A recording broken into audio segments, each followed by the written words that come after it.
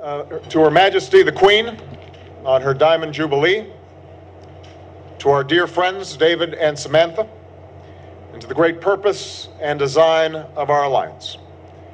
May we remain, now and always, its faithful servants. Cheers, Aero. If these words are not treason in fact, Obama's pledge of allegiance to the British Queen last night during his state dinner with David Cameron certainly should raise the question. Under our Constitution, is a British agent legally allowed to be the President of the United States? Our lives and the lives of 7 billion other people on this planet currently hang in the balance of potential thermonuclear war because the Queen controls our presidency. In Obama's own words, he is a faithful servant of Her Majesty the Queen and the grand purpose and design of the Anglo-American alliance. This so-called alliance to which Obama pledged his allegiance was first forged in the aftermath of the Second World War, where instead of the United States and Russia working in tandem to eliminate British colonialism, as FDR had planned, the United States under Truman became the junior partner of the British Empire, under whose influence we dropped 2 atomic bombs on the innocent people of Japan, not for any military purpose of winning World War II, but in order to set the stage for World War III, a war which was already intended back then to be one of nuclear annihilation between the United States and Russia. Though these plans were laid before Obama was even born, this is precisely the program which the puppet Barack Obama is being used to detonate right now. Well, for more on this, let's talk to Middle East expert, Professor Saad Mohammed Marandi. He joins me live from Beirut. The EU, let's talk about this first issue. The EU saying just very recently, saying that the latest sanctions are against apparent human rights abuses there in Iran. What are these accusations based on? Well, Iranians believe that these are just excuses. Otherwise, on the other side of the Persian Gulf, you have the Saudis who've occupied Bahrain. You have the torture and murder of Bahraini civilians by the ruling family. And you have American drones in numerous countries that have effectively killed thousands of people, many innocent people. And of course, European and American support for the Israeli regime, the situation in Gaza and the embargo in Gaza, all these, including the embargo on Iranian oil and the Iranian central bank, which is intended to hurt ordinary Iranians. These are major violations of human rights, and they're being carried out by the Europeans themselves. But aren't those embargoes? Just to ask you, aren't those embargoes and sanctions aimed at the government there in Tehran and not the people? In what way are the people then suffering? Not at all. They were never directed at the government. Even the initial sanctions a few years ago, if you look at the WikiLeaks documents, they were intended for ordinary people to make them change their minds about the Iranian government. The more recent sanctions are intended to strangle the Iranian economy. This is the official statements and version given by Western governments and Western leaders. So it's intended to hurt ordinary Iranians. The Americans, by sanctioning the central bank, are trying to even prevent Iranians from importing grain or rice, and this is, in the eyes of Iranians, absolutely disgusting. So it's a major violation of the human rights of the Iranian people, and the Europeans and the Americans are trying to force other countries, non-Western countries, to abide by this embargo and the sanctions through pressure and through threats. Hello everyone, welcome to Global Government News. Today is Friday, March 23rd, 2012, and I'm Darko. My website is ggnonline.com, and ddarko2012 and ddarko2013 are my YouTube channels. All the headlines and links will be posted in YouTube's video description. Okay, so we just saw a few videos. The first one was Obama basically showing you who he answers to. So, and then of course you had the Iranian sanctions. We'll get into that later in this video, about how it's affecting other countries and they're being roped into it, like India and China. But so this first article I have up is from Yesterday, March 22nd, where's your birth certificate? Obama jokes with woman who claims she was born at the same Hawaiian hospital. Obama has been keen to move the political conversation away from the question of whether or not he was born in the United States, but said he was the one that brought it up, albeit as a joke. So this is like in Ireland when he was joking about when he received a certificate of his Irish heritage from his mother, who supposedly was the head of the Bank of Hawaii. But he was joking about that too. So it's a big joke to him now because he knows it doesn't really matter. I've covered this before, and this is free. This is from the Freeman perspective. This is his theory, so it's not mine. But it sounds like it makes sense to me. Which is Clinton was there to. He was a president. It was about bringing down presidents, the role of the president, right? Where at one time you could actually go and shake the president's hand, or he wouldn't have an army around him because he was so important. You could actually go and shake his hand on the White House lawn, way back in the day. But Clinton, his role as president, he was groomed as well and told that hey, you're gonna be president down the road. That embarrassed the hell out of him, make the role of president a big joke, and he's an adulterer and everything else, right? He likes McDonald's and stuff like that. And then the next one was Bush, who was supposed to be the first unelected president. So he was just shoved into office. And then the next one was a president who wasn't even a U.S. citizen. So it kind of makes sense. Next up, this is from African Press International. And this is from March 9th. President Obama will be forced by circumstance to apologize. Genuine birth certificate services. Americans have been led to believe otherwise. Revelation to change the political landscape. And you can go in there and check them out. Duly signed official letter and very special document scanned here. And, that's the thing. When they say, we've already showed it, we've already done it. Well, according to the sheriff in Arpaio, whatever, he says that it's only a digital copy. There's no actual hard copy of a certificate. And, he was back before the whole electronic era. So, I mean, there should be a hard copy, right? Like everybody else. It says, we the people demand a full-scale investigation into the eligibility requirements of President Obama to be president and to run again for a second term.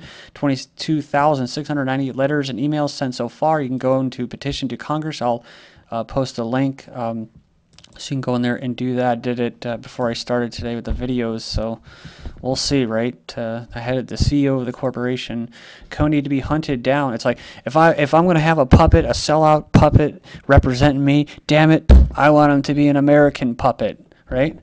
Kony to be hunted down by 5,000 soldiers. So here we go. Officials say the African Union will send 5 grand soldiers to hunt for the rebel leader Joseph Kony in a mission officials describe as necessary to remove the Lord's Resistance Army from Central Africa. And we have this article up here from March 9, 2012. Kony, Ugandan, says he's already dead. Is the movement a sham? It says the Stop Kony movement on Facebook, Twitter, YouTube has gotten a lot of traction lately. Well, actually, it's lost a lot just in that short period of time, especially the guy who's promoting it was caught for being out nude in public or something like that. So they're losing credibility, but the Human Rights Watch is still supporting this. A girl from Uganda living in the U.S. says that the entire movement in uproar is misled. She does not defend Kony. Rather, she says that the people of Uganda know that Kony is already dead and has been for 5 years. She goes on to criticize the Invisible Child organization that raises funds from the videos, saying that they keep a lot of that money, which is all, just like Farm Aid. It's just like that as well. In the Haiti earthquake relief, in Japan earthquake relief. Next up, we have Joseph Kony, America's pretext to invade Africa. U.S. Marines dispatched to 5 African countries. It says a hidden agenda in Uganda, Central Africa, and Horn of Africa is the conquest of oil and strategic mineral resources. And going after Kony and protecting Ugandan children is a cynical smokescreen. It says here a pretext for humanitarian intervention like in Syria, in a region where U.S.-sponsored civil wars such as Sudan, Rwanda, Democratic Republic of the Congo, Somalia, Ethiopia have in the course of the last 20 years resulted in more than 8 million deaths.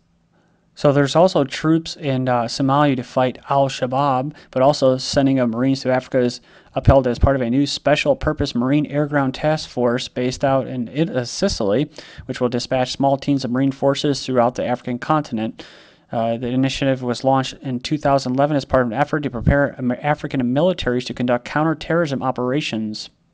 So this kind of shows you how the military and why they're doing it is scaling down their troop levels and just basically having the special forces, because this is what they're going to be doing, right? All in the name of fighting piracy or terrorism. But really what they're doing is they're just doing the same thing that they were doing before, is going around and stealing resources. So you can go there and check it out. Links will be posted. Africom report combating Chinese economic encroachment in Central Africa. And it goes on there and talks about the British Empire and manifesto of Cecil Rhodes. The pursuit of treasures on the hopeless continent has demonstrated the expendability of human life.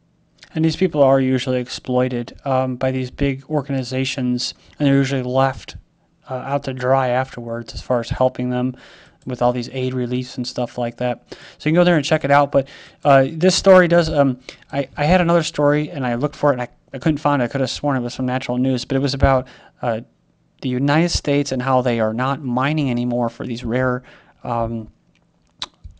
metals like in Afghanistan, whereas the Chinese are. So this could be what they're actually getting at, is they're trying to get back into the mining and competing with China. That's if you believe that they're separate countries and are not all run by the same families. A major Africom and U.S. State Department campaign to undermine Chinese influence in Central Africa. And you can go and check this out. Links will be posted. I got to keep moving. New IDF Israeli Defense Force Field Intelligence Battalion to be stationed at Egypt border. Nice little fence there. Says here it's a war against terror and defend Israelis and its civilians. So EU expands Iran sanctions. We covered that a little bit in the beginning. European Union foreign ministers agreed Friday to add 17 Iranians to its sanctions list for human rights abuses, and also signed off on a legal text that details how they will implement an oil embargo on Iran. Says here, India has reportedly warned the United States over Washington's recent threats of imposing sanctions against India unless it significantly reduces imports of Iranian oil by June 28th. China is testing its J-10 fighters near the borders with India in a massive military exercise. Turkish Kurd militants threatened on Thursday to turn all Kurdish populated areas into war zones if Turkish troops entered Syria. And moving on here, we have another story related to it. Iraqi Kurdistan threatens to declare independence in northern Iraq. He said the partnership that has built a national unity government in the country was now, quote, completely non-existent and has become meaningless. Then the United Nations says 1.3 million people are still homeless from the Iraq conflict, and that's right. It says here that Iraq, the puppet regime for the West, has not taken enough steps to help the homeless go back to their dignified lives. So this is after the West attacked a sovereign nation and basically threw them back in the Dark Ages, and they're going to blame them. So it says here, Russia, China to join UN Council and call for Syria peace. But I wouldn't consider this 100% factual, because I've said this before, and then Russia just backs out again. But that's if you think that there's different countries or companies, that they're not all one. Syrian rebels form military council to conduct terrorist operations around Damascus, and then Pakistanis protest against reopening of U.S.-led forces supply routes, but they're not going to have too much luck because they have a puppet government there in place. It's going to allow the U.S. to drone bomb their people. Because what? They're getting food aid. They're getting aid. Then to South America, Peru cancels visit by UK naval frigate over Malvinas Islands. Says Peru has canceled a visit by the British Navy frigate planning to dock in the country's port to show support for Argentina's claims of sovereignty over the islands. Moving on, Bolivian president threatens to shut down U.S. embassy. He says he will shut it down if Washington continues to interfere in Bolivia's internal affairs. If the U.S. embassy continues bothering Bolivia, as it is doing now, then it is best we close the United States Embassy in Bolivia because we are anti-imperialists, anti-capitalists, and anti-neoliberals, Morales said on Sunday. The pork-eating crusader patch is a huge hit with the troops in Afghanistan who are actually accepting the term infidels, which translates to one without faith. When I first saw this article, I was thinking, well, maybe they made these patches because that's how they want to be seen, and they're actually joking because they don't want to be seen like that, but it's weird because they are actually fitting that description. The police taser a man who's sitting on his porch after shots were... So he resisted when he was confronted by police and was charged with discharging a firearm and assaulting a police officer. So this man was drunk in public, and then they arrested him, threw him in a mental health place, and then when he left the hospital, police confronted him and said he was quite agitated, so they tased him. Alabama police kill an unarmed mental patient with a taser. but they dedicate their lives to protecting and serving your community. Thank you.